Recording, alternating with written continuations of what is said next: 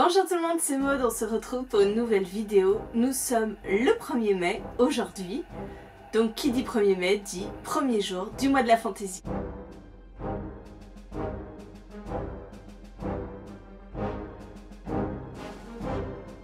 Je n'ai jamais loupé un seul épisode de ce challenge, donc je n'avais pas commencé cette année.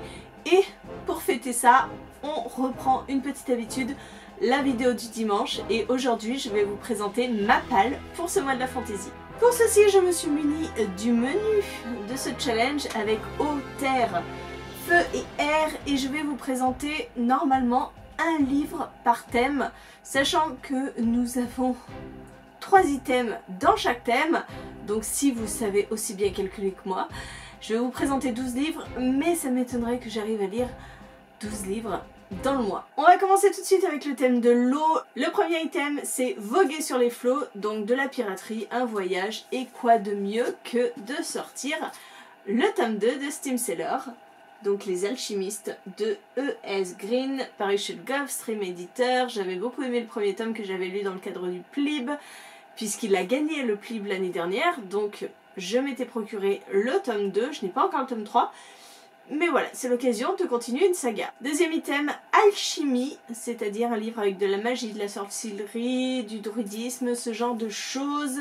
Et donc, j'ai sélectionné, pour la je ne sais combien d'années consécutives, le premier tome des bannis et des proscrits, Le Feu de la Sorcière, de James Clements, paru chez Milady. C'est une copine qui me l'a prêté de cela il y a des années. À chaque fois je le mets dans mon mois de la fantaisie et à chaque fois je ne le commence pas puisque c'est un premier tome et j'ai tellement de sagas en cours que au final j'ai pas envie de commencer une nouvelle saga. Donc bon, je me le suis remis parce qu'il rentre parfaitement dans le thème, mais encore une fois je pense que il ne sera pas une priorité. Troisième item, Tiens bon la vague, et là c'est une saga et là pouf, j'ai de quoi faire, j'en ai de partout. Du coup je me suis pris Arcane de Pierre Bordage. Donc La Résurrection, c'est le tome 2, c'est chez Brajlon, c'était une magnifique édition en relié. C'est pareil, celui-là je l'ai depuis des années, j'avais lu le tome 1 il y a longtemps. J'ai ce tome 2, c'est la fin de la saga, donc c'est dommage de ne pas finir. Et j'aurais pu vous présenter aussi Chara, le tome 2, puisque je l'ai aussi dans ma palle. D'ailleurs je l'avais sorti, hein, quand j'ai constitué la palle, je l'ai sorti. Mais oh, quoique, c'est écrit vachement épuré. Je sais pas si vous... Voilà. Ah, peut-être Chara. Enfin bon, bref, une saga, mais j'en ai tellement que... J'ai pris ça, mais... je vous en présente 2 du coup. On va passer à la terre. La terre avec le premier item, Petit Peuple, donc des fées, des lutins, ce genre de choses. Et là en fait j'ai pris un livre aussi qui revient beaucoup. C'est Stéphanie Piketty Booking qui me l'avait offert dans un swap, donc c'est de circonstance, je fais honneur et je mets un des livres qu'elle m'avait offert dans ce swap, dans ce challenge, sauf que je ne l'ai toujours pas lu, hein, voilà. Alors j'ai supposé qu'on était avec Un Petit Peuple, puisque le peuple des minuscules, de Steve Hogarth, paru chez Albin Michel Louise. C'est pareil, c'est un très beau bouquin en relié, donc voilà, je me le mets dedans et puis on verra bien si je le lis cette année. Découvrons le monde, donc un roman d'apprentissage, une école, ce genre de choses, et j'ai choisi de lire Vespérine de Margaret Rogerson, paru chez Big Bang.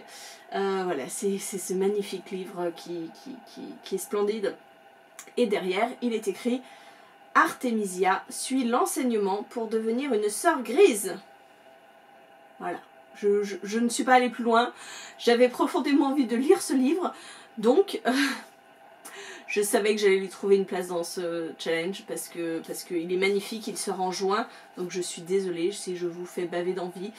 Il n'est pas encore sorti et je l'ai déjà, et en plus j'avais eu la chance de l'avoir dédicacé, voilà, tout mode, avec un très beau marque-page, donc merci Big Bang, c'est splendide ce genre de réception.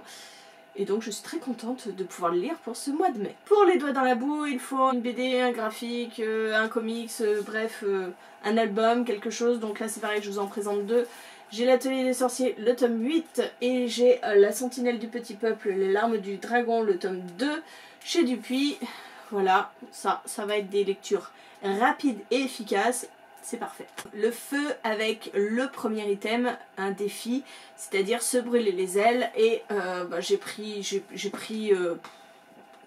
ce défi-là. Donc l'intégrale de la trilogie, j'arriverai jamais à lire une trilogie complète.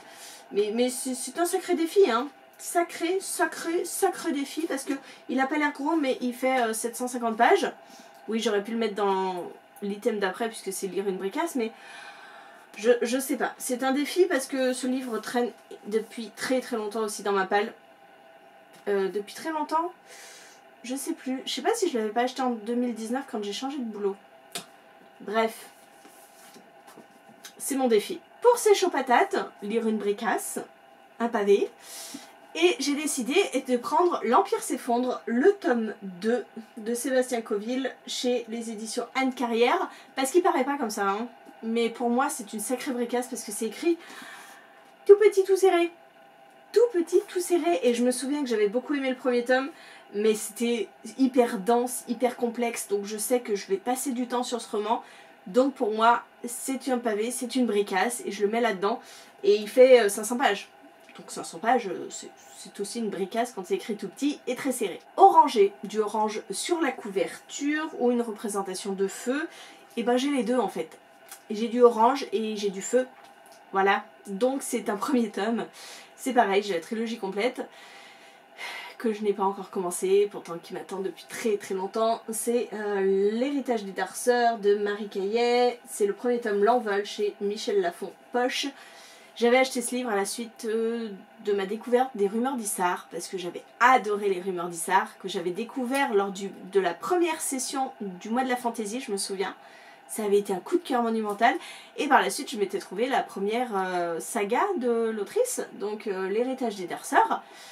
J'ai les 3 tomes, mais comme d'habitude c'était un premier tome et j'ai tellement de sagas déjà en cours que ça me freine à chaque fois, mais je me dis que c'est peut-être l'occasion de la commencer finalement. Et enfin on termine avec l'air, et le premier item, Léger comme l'air, un livre de poche. Alors, le livre de poche que je vais vous présenter, il n'est absolument pas léger comme l'air, puisque c'est Druide de Oliver Perroux. C'est pareil, hein, je l'ai depuis très longtemps dans ma palle. Je l'avais offert à Stéphanie, je crois qu'elle l'a lu hein, depuis. Moi je ne l'ai pas lu. Il est toujours là, il est là. Et puis c'est un beau bébé de 600 pages. Voilà, mais il me fait très envie. Et puis Druide, j'aurais pu le mettre dans une autre catégorie. Vous voyez, il pourrait remplir aussi Alchimie, donc il pourrait remplir 2 catégories. Il est là. Créatures ailées, donc des dragons, des moustiques. Qu'est-ce qu'il y a mis d'autre? Des fées. Et ben moi, je choisis le dragon. Et puis en plus, c'est une lecture jeunesse qui va aller trop vite. C'est trop bien. C'est Le Sablier de l'arbre sacré de Jo Riley Blake. C'est paru chez Gulfstream dans la collection Étincelle. Et il sort à la fin du mois. Et voilà, il y a un dragon sur la couverture. Donc quoi de mieux? Quoi de mieux? Et enfin, Apprendre à voler. Donc un roman jeunesse. Et en fait, j'ai pris un Brandon Sanderson qui est tout rikiki, tout petit.